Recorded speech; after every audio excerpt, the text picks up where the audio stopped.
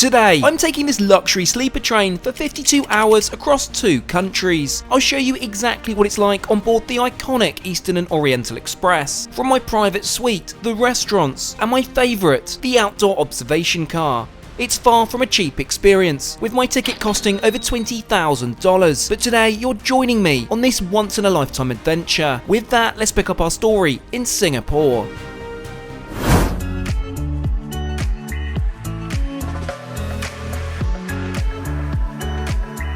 Well, hello there and welcome back to the channel. I'm super excited about this one. It's been almost 4 years since the operation of the Eastern Oriental Express. However, I do have a very special surprise, of course. Come over here.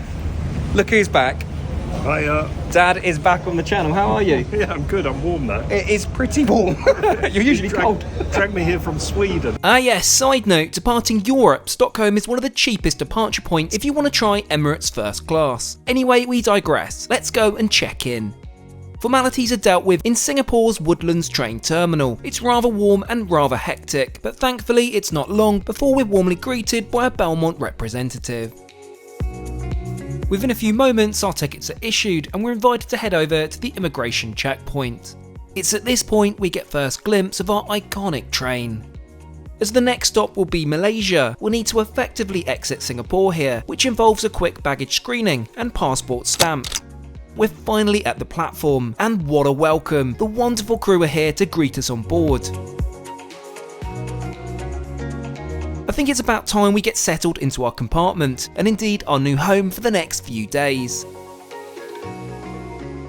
I've been assigned carriage B, and my room is right at the front in suite 4. This is, well, I'm a little bit lost for words if I'm honest with you, but I'm going to settle in, then I'll show you all around this beautiful suite as we get on our way to Malaysia.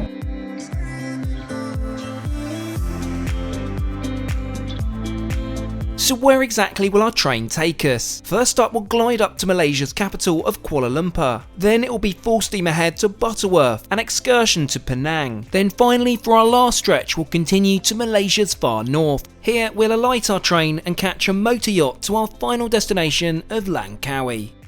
Given Woodland Station's close proximity to the Johor Causeway, it's not all too long before we're crossing into Malaysia.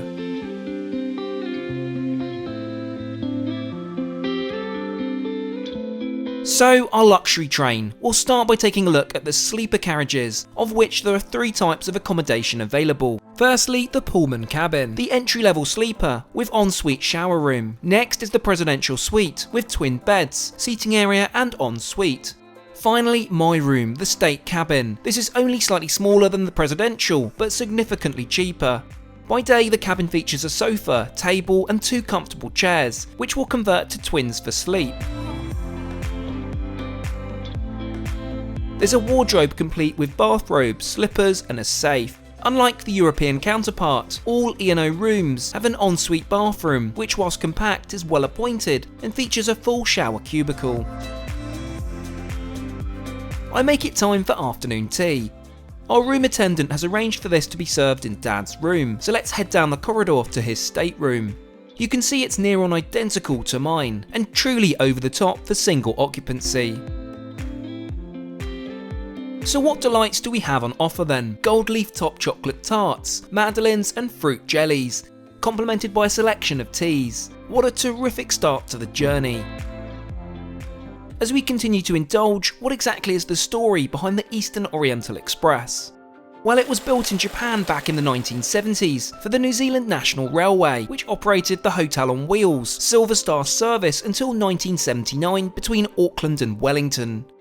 After going out of service, this was acquired by James Sherwood of Belmont in 1990, which shortly thereafter began the first service of the Eastern and Oriental Express, running between Singapore and Bangkok, Thailand. This continued successfully for nearly 30 years, that is until 2020, and we all know what happened there. This put an end to the operation, and it's not until this very journey that it's run commercially again, but only as far as northern Malaysia.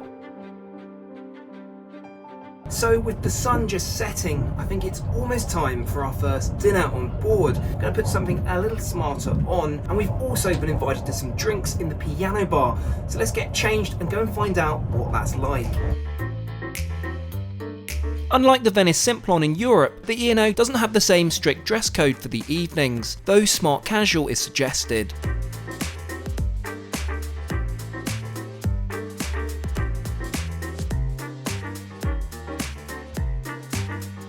So, the aforementioned piano bar, one of the 2 dedicated lounge cars attached to our train. As a result of being such a lovely space, it's particularly busy this evening, but by the magic of editing, you see there's plenty of comfortable seating to while away your day gliding through the jungle, or indeed indulging in a cocktail expertly crafted by one of the welcoming members of staff. This is of course what we'll be doing now whilst we socialise with our fellow travellers and enjoy the live jazz.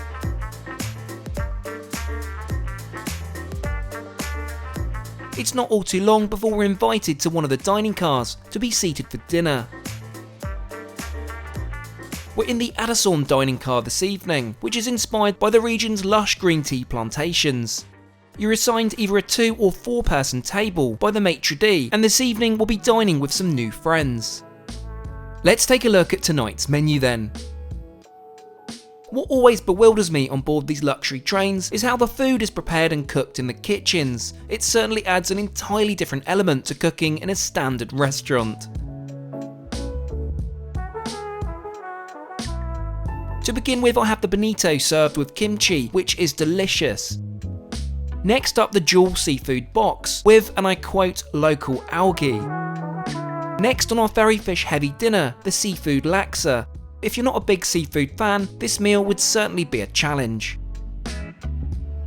You may have noticed the train isn't moving, and that's because we've got a refuelling stop in Malaysia's capital, Kuala Lumpur. This allows a short moment to stretch our legs on the platform, which feels totally surreal after our dinner setting. Not sure about you, but I'm shattered. It's time to head back to our suite. I'm most impressed with the bedding on board, high thread count super soft Egyptian cotton, and a comfy duck down duvet and pillow.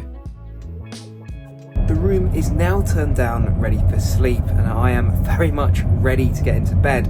So let's change into my lovely PJs and get some sleep.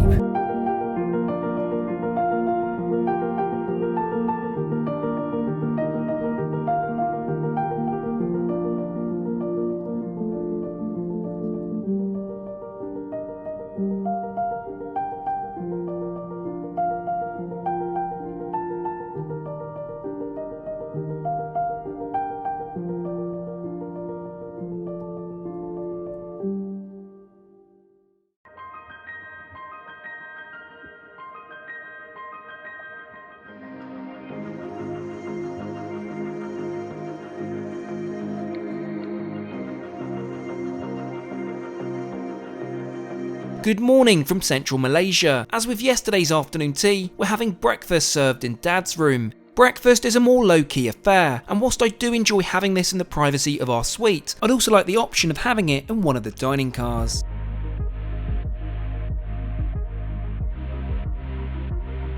That said, it does the trick this morning, largely due to the presence of the much needed caffeine hit, in form of an organic filter coffee. And just before we explore the rest of this incredible train, it's time for a quick word from today's video sponsor, Odoo. I needed a website to share my sleeper train experiences, something quick to build and easy to run wherever I am in the world. Introducing Odoo, the best platform to manage your whole business in one place. The Odoo website builder is a powerful tool for creating a website quickly and for free. Firstly, define the type of site, the field of activity, and your objectives. Choose the colour palette or drop in your own logo. Add pages and features, and finally choose your theme. Now to add my content. So in my case, some photos, some text and links. If you're struggling with copy, just leave that to Odoo's built-in AI tool. You see, totally rewritten in just one click. Let's just add some animation in there and use blocks to further customise the layout. What do you think?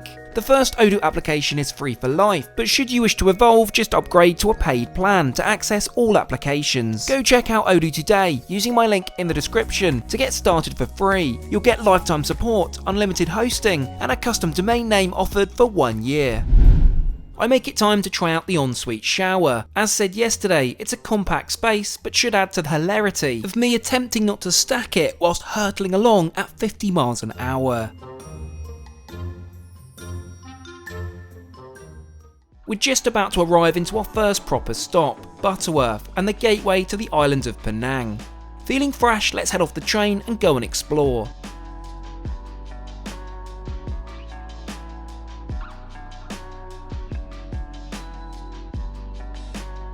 In order to get over to Penang, we'll need to take a short ferry ride, and for our comfort, Belmont has hired an entire ferry just for us across the Penang Strait.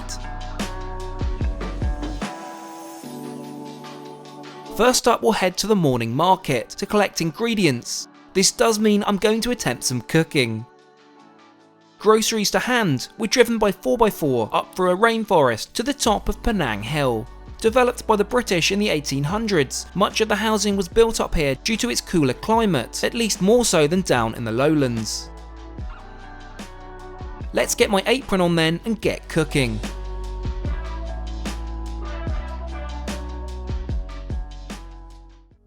With afternoon upon us, we're transferred back to Butterworth Station.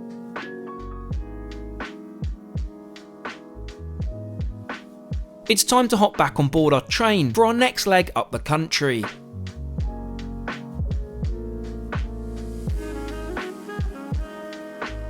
Now I know we've spent this morning cooking and snacking, but lunch is served in the Accommodation dining car. Worry not, we'll be trying the other Malaya restaurant car this evening. Isn't the menu so beautifully designed? I like how this marries up to the same attention to detail you can expect on the Venice Simplon in Europe. To begin, we have, well, what appears to be a plate of vegetables. I can't say that was hugely creative if I'm honest. However, worry not, things improve for our main course. Dad goes for the cod baked in miso, and I have the grilled Wagyu meatball, which is phenomenal. With lunch out of the way, it's time to head to my favourite carriage of the entire train. The observation car, of course. Upon entering, you're presented with a pristine lounge, with an array of comfortable armchairs and sofas. This leads through to the bar area, complete with a proper espresso machine, an extensive cocktail menu. Last but certainly not least, is the iconic outside observation deck.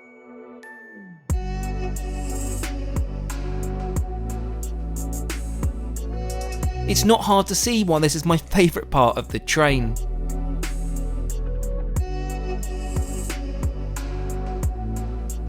It's at this point we're invited by the bar manager Kishan for some coffee and chocolate tasting with a twist. Kishan, who is brilliant by the way, starts by giving a talk on the delicious coffee beans used on board our train. Next is a live demonstration on decaffeinating coffee using carbonated water. Can't say I've had coffee before out of a champagne flute, but my highlight was of course chocolate tasting in form of a divine hot chocolate. A few relaxing hours later and it's time for dinner. We'll be heading to the Malaya restaurant this evening, decorated in traditional Malay batik. And I have my friends Jarvis and Kamara joining, who just so happen to be on the same trip. It's fair to say we've saved the best food until this evening. The menu looks fabulous. So what shall we drink to celebrate old friends together? Now a Krug Rosé is just the ticket. To friends and family and the best way to share a unique travel experience, missing Mum and Millie of course. To start, we're served a fricassee, presented beautifully in an eggshell. Top marks for creativity here. Now up, another first, black bone chicken. I can confirm it's delicious. For main, Dad went for the sea bass, whilst I choose the braised beef cheek with potato puree. And finally, it's sorbet time, to round off my favourite meal so far. We all agree we cannot end the night just yet, so suggest a trip to the observation car for a nightcap. It appears to be underutilised this evening, let's change that.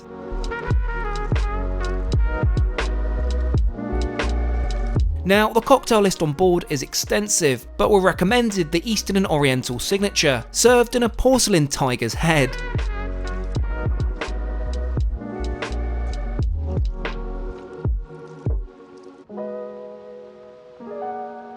Good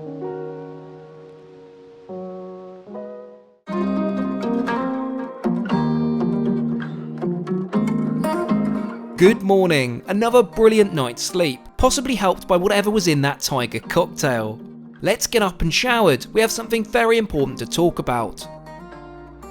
So it's fair to say this train is magical. It's truly as if they've transported the wonders of the Venice Simplon Orient Express and taken it to Malaysia. But how much did all this cost? Well, let's talk numbers. If you head onto the Belmont website, I'll select the same itinerary and the same staterooms. This comes in at a grand total of $21,200. But here's the thing, I didn't pay that. Long-time viewers of the channel may remember I took the Orient Express from Paris to Istanbul last summer. Well, there were a number of delays and technical issues during this journey, and Belmont generously provided a full refund, or the choice of a 130% credit note for future Belmont trips. No guesses which one I took. Yes, that does mean that this trip was entirely free.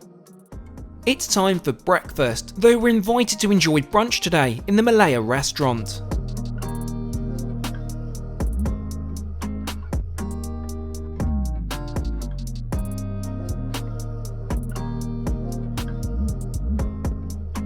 To begin, we're served the seared tuna salad with Asian capers and a champagne vinaigrette. For main, Dad goes for the seafood laksa, whereas I go for the Wagyu beef sukiyaki with udon noodles. What a wonderful and fitting meal to complement our arrival into Alor Setar. It's time to say goodbye to this magical train, whilst we embark on our last leg by motor yacht.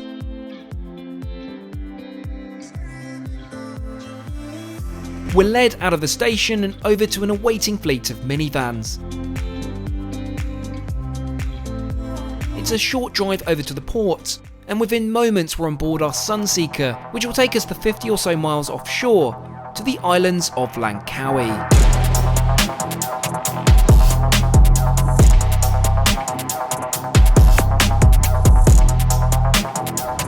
Hi, welcome to Langkawi. We made it. We have made it on our train trip up Malaysia. Thank you so much for watching, and we'll catch you all again next time.